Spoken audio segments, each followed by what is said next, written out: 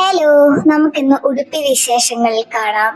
ഞങ്ങൾ അഞ്ചാളും കൂടെ ഉടുപ്പിക്ക് പോവുകയാണ്. രാത്രി 8:45 ഡയറക്റ്റ് ട്രെയിന് പോകാനാണ് പ്ലാൻ. അപ്പൊ ഞാനും ശ്രീയും ഷാദിയും മെസ്സിൽ നിന്ന് ഫുഡ് കഴിച്ചു. മീനാക്ഷിക്കും ദിയയ്ക്കും ഉള്ളത് നമ്മളൊരു പ്ലേറ്റ് എടുത്തിട്ടുണ്ടായിരുന്നു. അപ്പൊ അവരത് സ്റ്റേഷനിൽ വന്ന് കഴിച്ചു. ശ്രീയും ദിയയും അവിടെ ഇരുന്ന് ഡിസ്കഷൻ, ഷാദിയും മീനാക്ഷിയും ഇവിടെ നിന്ന് ഡിസ്കഷൻ, മൊത്തം ഡിസ്കഷൻ. കാരണം ട്രെയിൻ ഒരു 45 മിനിറ്റ്സ് ഡിലേ ആയിട്ടാണ് വന്നത്. അപ്പൊ അതുവരെ നമ്മൾ അവിടെ നിന്ന് വമ്പൻ ഡിസ്കഷൻസ് ഒക്കെ ആയിരുന്നു. പ്ലാനൊക്കെ ചെയ്തു. അത് കഴിഞ്ഞ് ട്രെയിൻ വന്നു. മീനാക്ഷി കൈ കാണിച്ച് നിർത്തതേ, വണ്ടി പോകുന്ന കണ്ടില്ലേ? ട്രെയിനിൽ കയറിയപ്പോൾ നമുക്ക് സീറ്റ് കിട്ടി. എല്ലാവരും വെവ്വേറെ സ്ഥലങ്ങളിലായിരുന്നു. പക്ഷെ കുറച്ചു നേരം ഇരുന്നുറങ്ങാൻ പറ്റി. അങ്ങനെ ഇരുന്ന് ഉറങ്ങിയപ്പോഴത്തേക്കും നമ്മൾ ഉടുപ്പി എത്തി. അവിടെ എത്തിയിട്ട് നമ്മൾ നേരെ അവിടെയുള്ള ഡോമെട്രിയിൽ പോയി നോക്കി. പക്ഷെ അപ്പോഴത്തേക്കും അവിടെ ഫില്ലായിട്ടുണ്ടായിരുന്നു. അത് IRCTC തന്നെയാണ്, റെയിൽവേ സ്റ്റേഷൻ ഉള്ളിൽ തന്നെ ഉള്ളതാ. അപ്പം അവിടെ നമ്പറൊക്കെ ഉണ്ട്. ലൈക്ക് നമ്മൾ നേരത്തെ ബുക്ക് ചെയ്തിട്ടുണ്ടെങ്കിൽ കുറച്ചും കൂടെ ഹെൽപ്ഫുൾ ആയിരിക്കും. ലൈക്ക് ലാസ്റ്റ് മിനിറ്റ് റഷ് ഒന്നും വേണ്ട. പക്ഷെ നമ്മൾ വേറെ സ്ഥലം കണ്ടുപിടിച്ച് കിടന്നുറങ്ങിട്ടോ. ദിയക്ക് കിടന്നുറങ്ങാൻ പറ്റാത്തതിൽ സങ്കടം ഉണ്ടാമണി.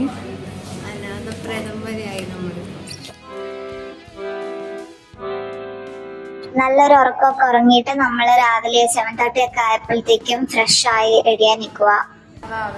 വെള്ളം നനച്ചിട്ടാക്കണ്ടായിരുന്നു.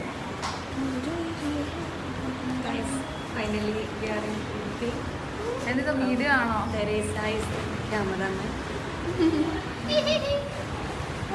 രസമായി എല്ലാവരും. മീനാക്ഷി സന്തോഷമാണോ? ശ്രീ ആണെങ്കിൽ അവിടെ നിന്ന് ചേട്ടനോട് വമ്പൻ ഹിന്ദിയിൽ കാര്യങ്ങളൊക്കെ ചോദിച്ച് മനസ്സിലാക്കുകയാണ്. ലൈക്ക് എവിടെന്നാ ബസ് കയറുന്നത്, എവിടെന്നാ ഓട്ടോ കയറുന്നത്, പിന്നെ മാൽപ്പ ബീച്ചിക്ക് എങ്ങനെയാ പോകുന്നത്, അങ്ങനെയുള്ള ഡീറ്റെയിൽസ് ഒക്കെ ശ്രീ ചോദിച്ച് മനസ്സിലാക്കി. നമ്മളിപ്പോ അവിടെ കുറെ ടാക്സി കണ്ടു. പക്ഷെ നമ്മൾ ആ ടാക്സിയിലൊന്നും കയറാതെ ഈ ആൾക്കാരുടെ പിന്നാലെ നടക്കുക.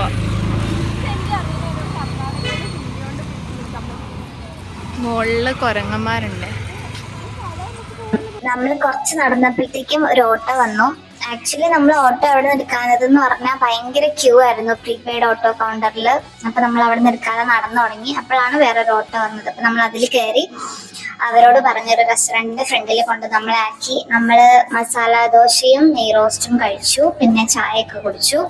അത് കഴിഞ്ഞ് അവിടെ നിന്ന് നമ്മൾ നേരെ ഉടുപ്പി ബസ് സ്റ്റാൻഡിലേക്ക് പോയി. അവിടെ അതിന്റെ ഫ്രണ്ടിൽ നിന്ന് തന്നെ ലൈക്ക് ക്രോസ് ചെയ്ത് നിൽക്കുമ്പം ബസ് സ്റ്റോപ്പ് ഉണ്ടായിരുന്നു. അവിടെ നിന്ന് ഉടുപ്പി ബസ് സ്റ്റാൻഡിലേക്ക് പോയിട്ട് അവിടെ നിന്ന് പിന്നെ നമ്മൾ മാൽപ്പേ ബീച്ചിലേക്കുള്ള ബസ്സുണ്ട്. അവിടെ ഇഷ്ടംപോലെ ബസ്സുകൾ കിടപ്പുണ്ട്. അപ്പൊ അവരിങ്ങനെ വിളിച്ചു പറയും. അങ്ങനെ നമ്മൾ ആ ബസ്സിൽ കയറി. അങ്ങനെ അവിടെ നിന്ന് എന്തോ 7-8 കിലോമീറ്റേഴ്സ് എന്തോ ഉണ്ടായിരുന്നു മാൽപ്പേ ബീച്ചിലേക്ക്. അങ്ങനെ ബസ്സിലൊക്കെ കയറി. ലൈക്ക് ഒരിടത്തുനിന്ന് 30 ഒരിടത്തുനിന്ന് 10 എന്തോ ആയിരുന്നു ചാർജ്. അങ്ങനെ നമ്മൾ മാൽപ്പേ ബീച്ചിലെത്തി. ബസ് ടിക്കറ്റ്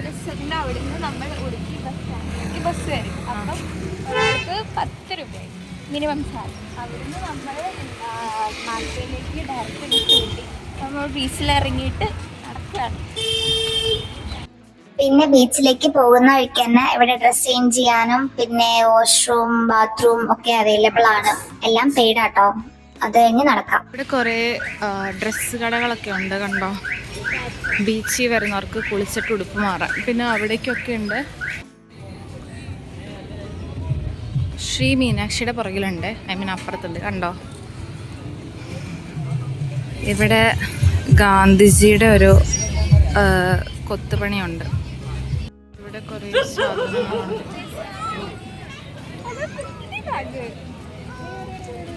കുറേ സാധനങ്ങൾ നമ്മൾ ഇവിടെ കാണുന്നുണ്ട്. പിന്നെ ആ കടകളൊക്കെ കണ്ടിട്ട് നമ്മൾ നേരെ ബീച്ചിന്റെ അങ്ങോട്ടേക്ക് എത്തി.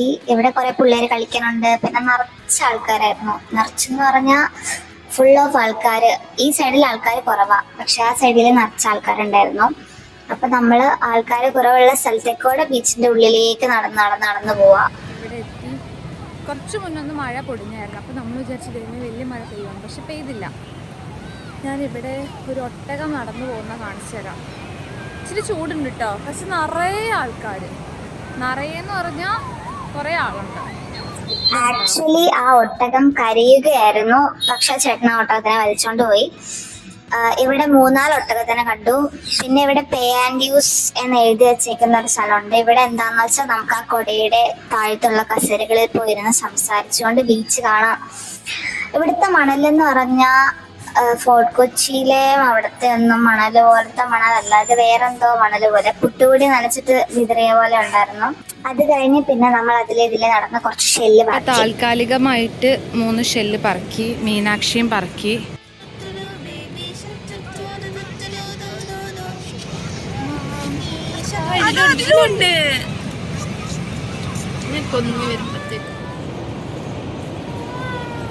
കണ്ടോ കണ്ടോ, ഓരോന്ന് ഉരുട്ടി ഇങ്ങനെ വെക്കും. ശ്രീ ഞണ്ടുള്ള ഒരു തോടെടുത്തു. ഇല്ല, അല്ല. അവിടെ കുറെ നേരം നിന്ന് കലബിലൊക്കെ പറഞ്ഞിട്ട് ഓരോരുത്തര് പോയി വീഡിയോ ഫോട്ടോ ഒക്കെ എടുത്തു. ദിയാപ്പിയാണ് ഇവിടുത്തെ മെയിൻ ക്യാരക്ടർ.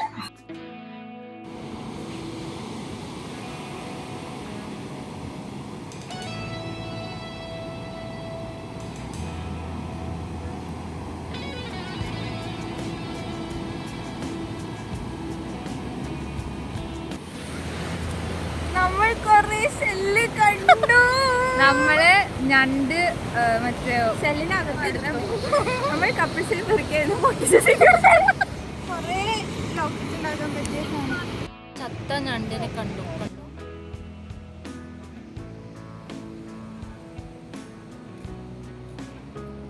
നമ്മള് നടന്ന് ഇവിടെ തന്നെ നിൽക്കുക.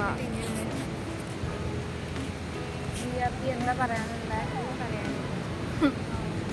നമ്മളിപ്പം ഐലൻഡ് കണ്ടോ, ഇതാണ് ജീവി. അത് എല്ലാ ശംഖിനകത്തും ഈ ജീവി അല്ലല്ലോ. ഞണ്ട് കോളനി കണ്ടോ, ഇവിടെ ഫുൾ ഞണ്ടും ഞണ്ടിന്റെ വീടുകളുമാണ്. അങ്ങറ്റ വരെ ഫുൾ അങ്ങനെയാണ്. അത് കഴിഞ്ഞിട്ട് നമ്മൾ അവിടെ നിന്ന് ഇങ്ങനെ നടന്ന് ഇവിടെ എത്തി. നോക്ക്, അവർ നടക്കണ വഴിയൊക്കെ കാൽപ്പാട് വന്നത്. അവിടെയാണ് കടൽപ്പാലുള്ളത്, കണ്ടോ.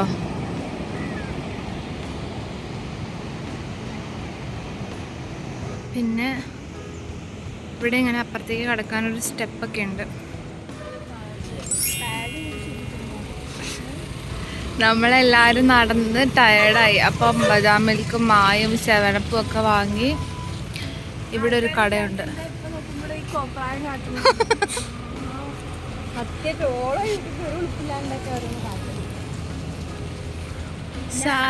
ആരും കാണാനില്ലാത്തോണ്ട് കുഴപ്പമില്ല. ഇവിടെ തൊട്ടിപ്പുറത്ത് തന്നെ സെന്റ് മേരീസ് ഐലൻഡ് സീ വാക്കിങ്ങും പിന്നെ ഇവിടെ നിന്നാ ബോട്ടിംഗ് എന്ന് പറഞ്ഞു.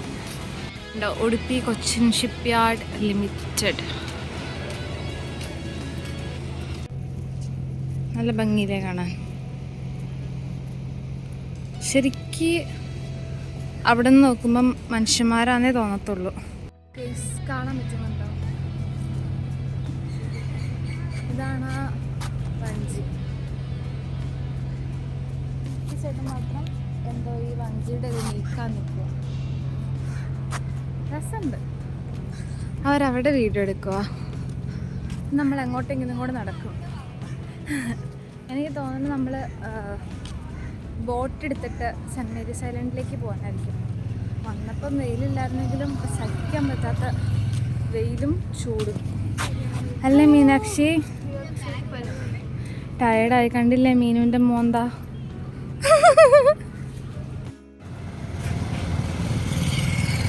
ദേ ദിയേനെ ഞെക്കി കൊല്ലണോ. ഒരു ചവിട്ടങ്ങോട് ഷാദി. ആ ചവിട്ട്.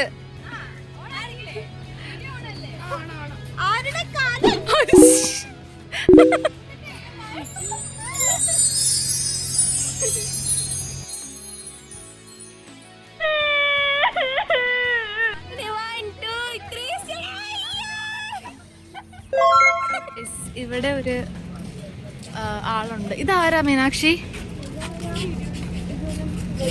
മൂക്കൊക്കെ കണ്ടോ? ഡാഗിനി അമ്മൂമ്മയുടെ മൂക്ക് പോലെ. ഇവിടെ കുറേ സാധനങ്ങൾ. ആ പൂച്ചേനെ നോക്ക്. പിന്നെ ഇവിടെ ഒരു മീമി ഉണ്ട്. ആ മീമിയുടെ മുഖം നോക്ക്, ഒരു അപ്പൂപ്പന്റെ മുഖം പോലെ. ഇവിടെ കുറേ ചെടികളൊക്കെ ഉണ്ട്. ഇവിടെ വീണ്ടും ഒരു ഊർന്നിറങ്ങുന്ന സ്ലൈഡുണ്ട്. അവിടെ കുറച്ച് കടകളുണ്ട്. നടന്ന് അങ്ങോട്ട് പോവാം. ഇവിടെ ബോട്ട് കയറുന്ന സ്ഥലത്തേക്ക് എത്തി കാര്യം. പക്ഷേ അപ്പോഴാണ് നമ്മളിവിടെ ഒരു നോട്ടീസ് കണ്ടത്, സെപ്റ്റംബർ 15 വരെ ബോട്ടിംഗ് ഇല്ലാന്ന്. അതും റെയിനി സീസൺ ആയതുകൊണ്ട്. ഇവിടെ ബോട്ടൊക്കെ കിടപ്പുണ്ട്, പക്ഷേ നമുക്കൊന്നും ചെയ്യാൻ പറ്റില്ല. അത് ഞാൻ കാണിച്ചു.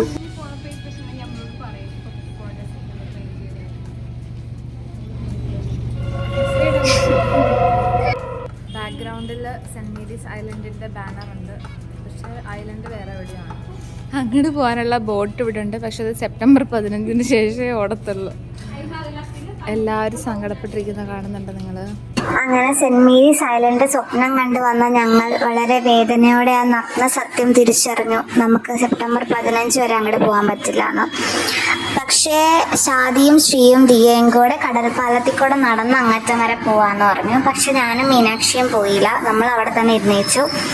അങ്ങനെ ഒരു 1-2 മണിക്കൂറൊക്കെ കഴിഞ്ഞപ്പോഴത്തേക്കും അവർ തിരിച്ചു വന്നു. അപ്പോൾ പിന്നെ നമ്മൾ അവിടെയുള്ള കടകളിലൊക്കെ പോയിട്ട് കുറച്ച് സാധനങ്ങളൊക്കെ നോക്കി, 2-3 സാധനങ്ങളൊക്കെ വാങ്ങി.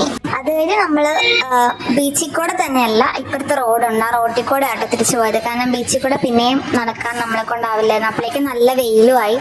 അങ്ങനെ നമ്മൾ നടക്കുമ്പോൾ ഉണ്ട് ഈ കൊച്ചാണെങ്കിൽ ദിയനെ ഈ സൈക്കിളും കൊണ്ട് ഇടിക്കാൻ വന്നു. ദിയ തലനാരി ഇഴയ്ക്കാണ് രക്ഷപ്പെട്ടത് ഗൈസ്. പിന്നെ ഇവിടെ കുറേ വഞ്ചിയും ബോട്ടും ഒക്കെ ഉണ്ടായിരുന്നു. പുളിമരം ഉണ്ട് കണ്ടോ, പിന്നെ കുറേ തേങ്ങയുള്ള കുറേ തെങ്ങുകളെ കാണാം. കാണിക്കും അല്ല അതല്ല. അങ്ങനെ നമ്മളൊരു 4 മണിയൊക്കെ ആയപ്പോഴത്തേക്കും അവിടെ നിന്ന് ബസ് എടുത്ത് സ്റ്റാൻഡിൽ നിന്ന് ബസ് കയറി സ്റ്റേഷനെത്തി. അവിടെ നിന്ന് ട്രെയിൻ കയറി നമ്മൾ കാഞ്ഞങ്ങാടിലേക്ക് പോന്നു. തിരിച്ചു വന്നപ്പോൾ നമ്മൾ തട്ടുകടയിൽ നിന്ന് ദോശയും കറിയൊക്കെ വാങ്ങിയിട്ട് വന്നു. സെൻറ് മേരീസ് ഐലൻഡിൽ പോകാൻ പറ്റിയില്ല എന്നുണ്ടെങ്കിലും മാൽപ്പേ ബീച്ചിൽ നമ്മൾ പോയി അത്യാവശ്യം എൻജോയ് ചെയ്തു. നല്ല ഒരു ട്രിപ്പായിരുന്നു. ഇനിയും നമുക്ക് എവിടേക്കെങ്കിലൊക്കെ പോകാം. അപ്പോൾ അത്രയേ ഉള്ളൂ. ബൈ.